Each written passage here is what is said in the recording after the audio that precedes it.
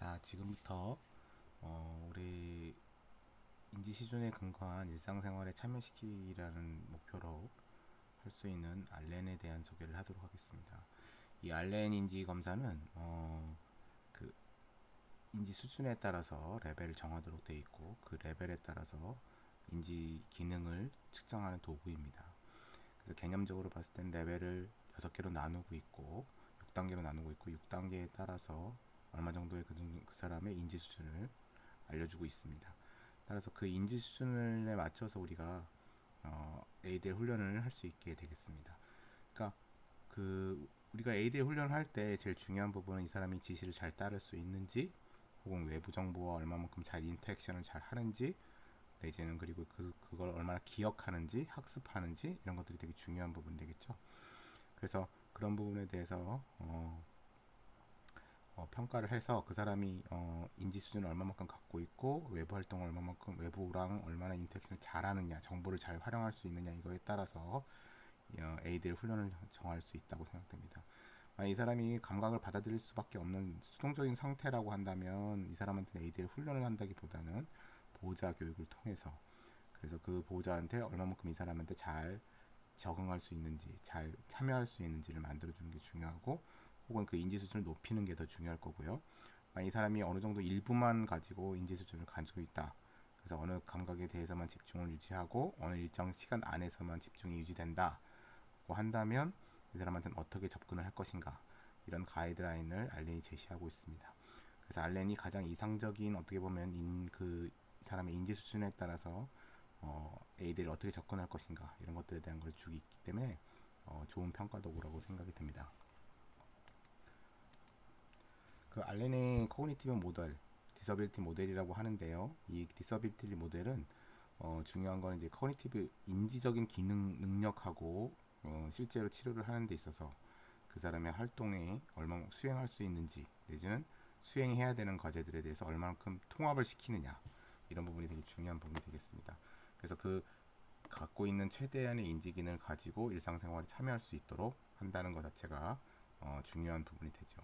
그러니까 결국 이 사람이 갖고 있는 인지 수준을 최대한 활용하면서 이 사람이 참여할 수 있도록 만들어준다라는 개념입니다. 그래서 이 인터벤션을 적용할 때 이런 이론화에서 이 사람의 환자가 필요로 하고 있는 거, 그 다음에 이 사람의 변화에 따라서 그것을 고려해서 과제를 바꿔준다라고 하는 가이드라인을 제공하고 있습니다. 실제로 이 사람이 최대한의 인지 수준을 가지고 적응할 수 있는 부분, 그런 것들을 만들어 줌으로써 어떻게 보면 인지 수준이 다시 다음 단계로 올라갈 수 있는 계기가 되기도 합니다. 그래서 적당한 수준의 인지 수준을 만든다고 하는 게 되게 중요한 부분이 되겠죠. 그래서 이런 인지 수준을 각 환자의 수준에 맞춰서 모드라고 하는 부분으로 나눠서 진행하기도 할 수 있겠습니다. 그 다음에 수행, 그 사람이 그래서 어떻게 수행하는지를 관찰하는 것도 되게 중요한 부분이 될 것이고, 그 수준을 관찰을 해서 이 사람이 더 어느 정도의 수준까지 참여가 가능하다라고 하는 걸 찾아주는 것도 중요한 부분이 되겠습니다. 그 알렌은 이렇게 알렌 모델에 보면 이렇게 6가지 단계로 나눠져 있습니다. 오토매틱 리액션이라고 하는 것은 반사적으로만 반응을 하는 겁니다. 어떤 소리에 의해서 깜짝 놀라는 반응을 한다든가, 내지는 뭐 리플렉스 반응 같은 것만 나타난다는 얘기인 거고요. 포스처럴 액션은 어떤 과제에 참여를 할 수는 없지만 자세를 유지할 수 있는 정도의 얘기를 하고 있습니다. 그래서 그런 정도의 활동을 가능한 사람들, 그러니까 앉는 정도, 뭐 어디를 붙잡고 유지할 수 있는 정도를 갖고 있는 사람들을 얘기하는 거겠죠. 그 다음에 매뉴얼 액션은 이제 손을 가지고 할 수 있는 액티비티를 할 수 있는 정도의 수준을 얘기합니다. 그래서 이런 손을 가지고 할 수 있는 액티비티, 그러니까 자세만 잡고 있는 환자분들한테는 결국 손으로 하는 액티비티 자체를 인식한다는 것 자체가 되게 어렵다는 걸 얘기하는 겁니다. 자세라고 하는 건 좀 더 원초적인 부분이고요. 그 다음 단계로 손을 가지고 액션을 취할 수 있는, 그러니까 그 물건을 잡거나 놓거나 이런 것들에 대한 손을 가지고 이용할 수 있는 액티비티 참여가 가능하다는 겁니다. 그 다음 단계가 골 디렉티드 액션인데요. 목표 지향적이라는 얘기죠. 목표 지향적이라는 얘기는 이 사람한테 옷을 입어라 라는 과제를 주었을 때 옷을 입기 위한 각 단계들을 본인이 순서를 만들어서 할 수 있다라는 얘기를 하는 겁니다. 그래서 손을 가지고 하는데 빼고 옮겨라, 5개를 옮겨라, 뭐 색깔을 맞춰서 옮겨라, 이 정도의 수준이 되려면 매 골 디렉티드 액션이 돼야 된다는 얘기예요.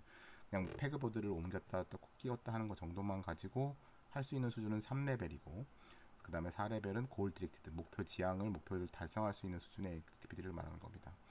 그 다음에 익스플로레이티브 액션은 뭔가 상황이 바뀌었을 때, 내지는 늘 하던 방식이 아니었을 때, 혹은 하던 중에 문제가 발견됐을 때 그걸 탐색해서 수정할 수 있는, 그러니까 고를 수행하기 위해서 문제가 발생했을 때 해결할 수 있는 능력이 되는 수준을 5레벨이라고 할 수 있고요. 6레벨은 아예 창의적으로 접근을 해서 새로운 해보지 않은 액티비티도 가능한 수준을 얘기하는 겁니다. 그러니까 우리가 그 자세를 잡을 수 있는 정도의 수준이라고 하는 거는 어떻게 보면 포함 서포트를 해서 책상에 이렇게 기대고 앉아 있을 정도만 유지돼도 포스처럴 액션이 가능한 거죠. 어떤 분들 같은 경우에는 마비가 좀 없으신 분들은 좀 서는 것도 가능합니다. 대신 그런 분들한테는 손으로 줄 수 있는 액티비티가 좀 참여가 안 되는 경우도 있고요. 그래서 만약 이 사람들이 소매를 낀다, 옷을 입을 때 소매를 낀다 그럴 때는 매뉴얼 액션까지 나와야 되겠죠. 손을 끼워야 된다는, 손을 사용할 수 있다라는 거의 수준을 알고 있어야 되기 때문에, 그러니까 자세를 잡는 정도까지는 가능한 수준이 2레벨이라고 한다면 손을 넣어서 팔을 끼운다든가 단추를 잠근다든가 이런 건 어렵다는 얘기죠. 그럼 각 단계적으로 하려면 매뉴얼 액션까지 들어가야 되는 얘기고, 그 다음에 이 사람이 옷을 입어라 라고 했을 때 손을 끼우고 단추를 끼우고 이걸 다 본인이 스텝을 나눠서 잘 한다, 그럼 골디렉티드 액션이 되는 거고요. 끼워다가 단추를 잘못 끼웠어요. 그래서 순서를 잘못 맞췄어. 그래서 수정을 할 수 있다, 그럼 익스플로레이티브 액션이 가능한 레벨을 얘기하는 겁니다. 보통 우리가 봤을 때 그 액티비티를 했을 때 환자분들이 참여 가능한 수준 액티비티를 했을 때 집중을 유지할 수 있는 수준 정도의 간단한 잠깐의 유지만 할 수 있는 정도라고 한다면 메뉴 액션 정도 되겠죠. 그래서 각 단계마다 한 개씩 정도만, 매 스텝마다 원 스텝 커맨드가 들어가는 정도에 되겠죠. 포스트럴 액션 정도 하는 거는 사실 어느 정도는 원 스텝까지도 아직 안 되는 경우도 많이 있을 수 있다고 생각됩니다. 그래서 그런 정도의 액티비티는 아직 안 되는 상황이다, 그렇게 생각하시면 될 것 같고, 매뉴얼 액션 정도는 아직 원 스텝 정도는 일부 정도 가능하다. 간단한 수준 내에 짧은 게, 골디렉티드 액션은 목표를 지향할 수 있으니까 각 단계마다, 그러니까 여러 단계가 가능한 수준이라고 말할 수 있겠죠. 자, 예를 들어서 알렌이 제시한 활동 분석 예시를 보면 여기 자기 치장하기, 그루밍에 대한 액티비티 분석이 있습니다. 여기에 해당되는 그 ADL마다 사실 항목마다 ADL 이벨레이션마다 항목이 좀 다르죠. 근데 여기는 머리 치장하는 거, 치아, 칫솔질, 얼굴 씻는 거, 손 로션 바르는 거, 뭐 이런 거 같은 것들이 해당됩니다. 보시면 1.0에 해당되는 사람들, 아까 얘기했듯이 1.0에 해당되는 반사적인 정도에 해당되니까 참여하는 게 거의 어렵죠. 근데 이 정도 되면 매뉴얼 액션이 가능한 단계가 되겠죠. 그래서 매뉴얼 액션 등에서 언어적 지시로 입을 벌려 유지할 수 있다, 이 정도 단계까지 가는 거죠. 행동은 그렇고, 그렇게 되면 목표는 모으자는 머리, 얼굴, 손톱 관리를 시작하게 하며 이니시에이션을 만들어준다는 얘기가 되겠죠. 그래서 각 단계마다 어떻게 보면 시작을 만들어줄 수 있고요. 실패의 결과로 신체적인 불편을 느낄 수 있으니 주의한다. 그러니까 불편을 느낄 수 있지만 그걸 수정할 수 있는 수준은 아직 아닙니다. 그다음에 2.4, 2.6, 2.8로 넘어가게 되면 이제 2.8점 되면은 욕실벽에 붙은 손잡이나 난간을 사용해 외모를 치장하는 동안 안정성을 유지한다. 그러니까 손을 사용해서 자기 중심을 잡을 수 있는, 만약 중심을 잃는다, 그럼 손을 사용해서 잡을 수 있는 정도까지는 된다는 얘기죠. 그러니까 포스처럴 액션이 나올 수 있는 수준까지 된다는 얘기입니다. 그래서 3.0이 되면 좀 더 손을 가지고 하는 잡아라, 뭐 짜라, 뭐 이런 것들의 액티비티가 가능한 수준을 얘기하는 겁니다. 이렇게 보시면 알렌은 1.0, 1.4 이런 식으로 뒤에 짝수를 가지고 숫자에 배열을 해서 모드라고 하는 숫자를 또 붙이게 되겠습니다. 앞에가 레벨이 되겠고요, 뒤가 모드가 됩니다. 그래서 모드로 레벨을 또 세분화시키는 관계를 갖고 있습니다. 그래서 이게 1이라고 하는 단계는 신체적인 내부에서 오는 정도, 그러니까 내부에서 오는 정도에 대한 것만 정보 처리를 할 수 있다, 이렇게 이해하시면 될 것 같아요. 그래서 우리가 그 신체 내부에서, 몸 안에서만 오는 정보, 그러니까 반사적인 행동 같은 건 나올 수 있지만 외부에 관련된 부분, 그런 것들이 어렵다는 얘기입니다.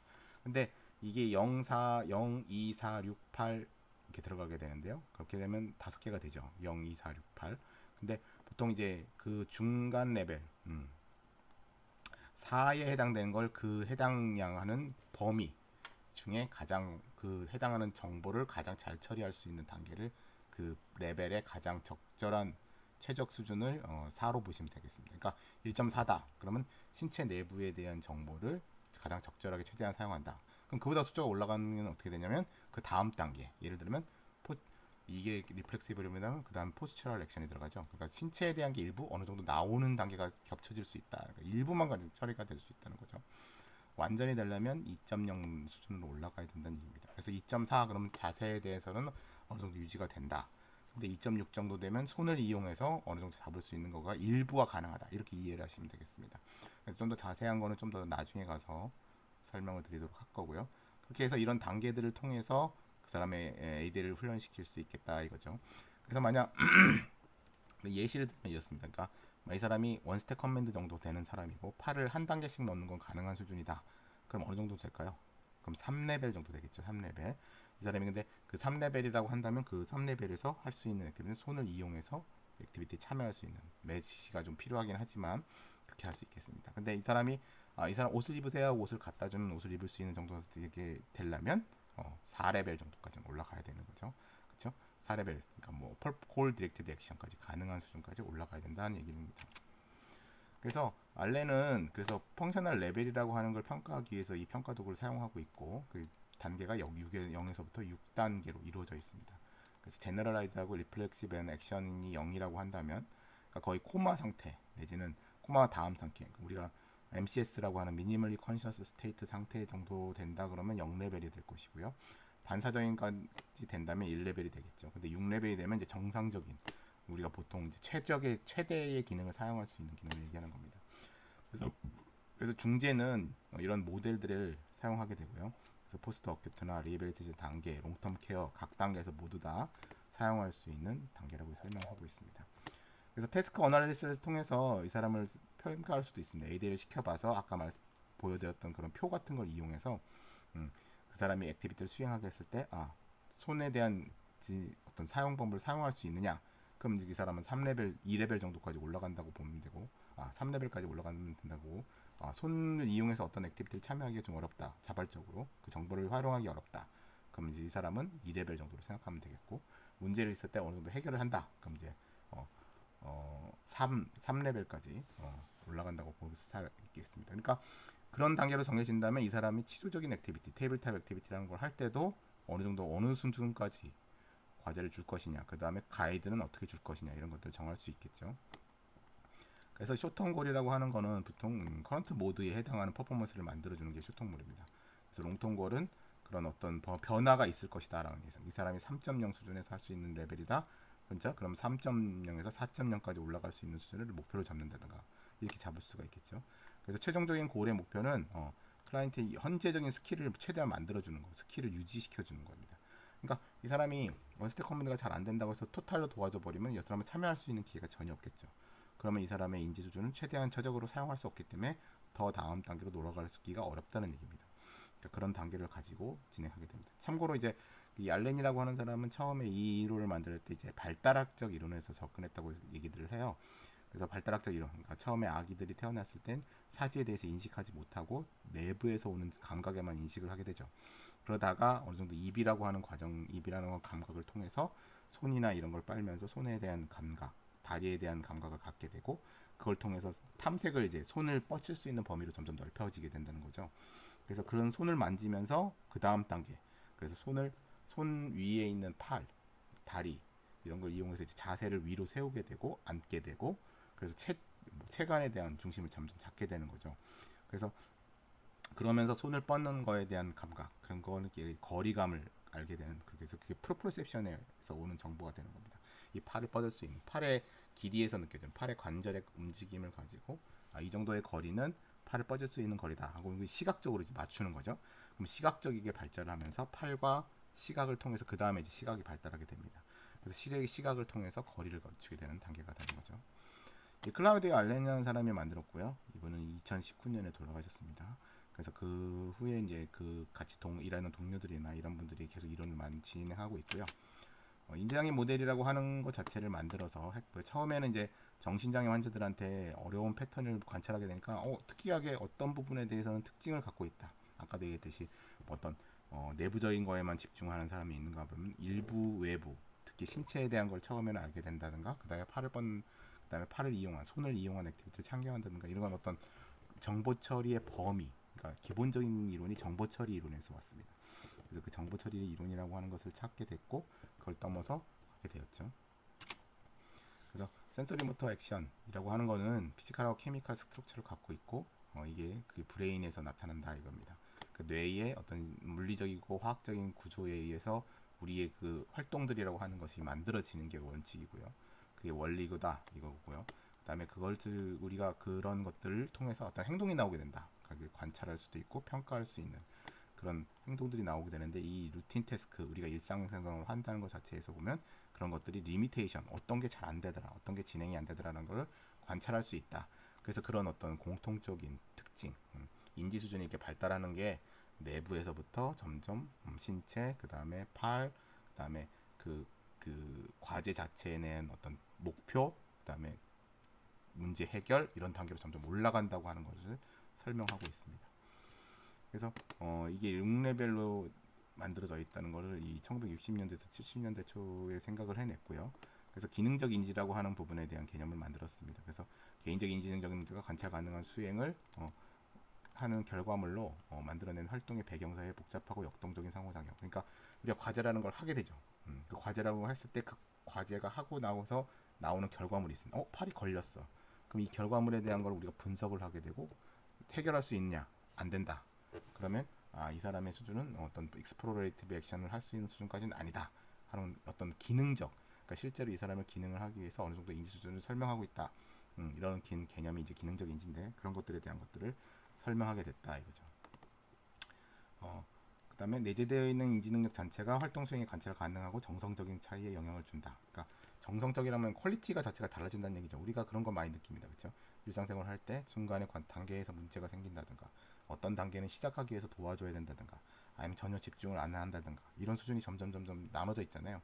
그런 것들이 결국 어떤 결과물의 정성적인 퀄리티 자체에 영향을 주게 된다 이거죠. 그래서 이 수준이 정신질환 치매 성인의 피로가 악화 개선되면서 수준이 관찰될 수 있다. 그러니까 그런 변화들의 영향을 같이 받고 있다라는 걸 설명하고 있습니다. 우리가 이 그림을 보시면 이런 평가 도구를 보셨을 겁니다. 이게 ACLS라서 알렌 코그니티브 레벨 스크리닝 테스트죠. 그래서 이걸 통해서 이게 손을 가지고 하는 테스트입니다. 그렇죠? 그럼 손을 가지고 하는 테스트는 어떤 거겠어요? 결국 3.0 이상 되는 수준의 환자들만 할 수 있는 도구가 되겠습니다. 그래서 이런 세 가지 어떤 바느질의 패턴을 할 수 있느냐 없느냐 이게 제일 간단한 수준이고요. 그 다음에 그다음 이거는 이제 가죽의 겉면이냐 외부면이냐 이걸 잘 관찰해서 따라할 수 있느냐 이런 것들을 체크하게 되고 요거 약간 꺾여서 이렇게 한 바퀴 돌려서 집어넣는 그래서 나올 때와 들어갈 때 어떤 겉면인가 속면의 다른 차이를 봐가면서 해결하게 되게 되면 좀 더 어려운 과제입니다. 그래서 단단하게 묶어야 되기도 하고 그래서 약간은 어떻게 보면 문제 해결 같은 것들을 좀 더 볼 수 있는 높은 수준의 걸 하게 됩니다. 그래서 요 세 가지를 통해서 이 사람의 어떤 알렌인지 수준을 평가하기도 하죠. 그 이외에도 뭐 이렇게 아까도 얘기했듯이 ADL 평가 도구 같은 걸 사용하게 됐습니다. 그래서 그런 ADL을 시켜봤을 때 어떻게 이 사람이 하느냐, 어떤 큐를 줬을 때 어떻게 반응하느냐 이런 것들을 가지고 이 사람의 레벨을 만들어줬었습니다. 그래서 그런 걸 따라서 일상생활을 어떻게 지원할 것인가 이런 것들을 만들어줄 수 있을 것이라고 생각됩니다. 네, 일단 이번 강의는 여기까지 하도록 하겠습니다.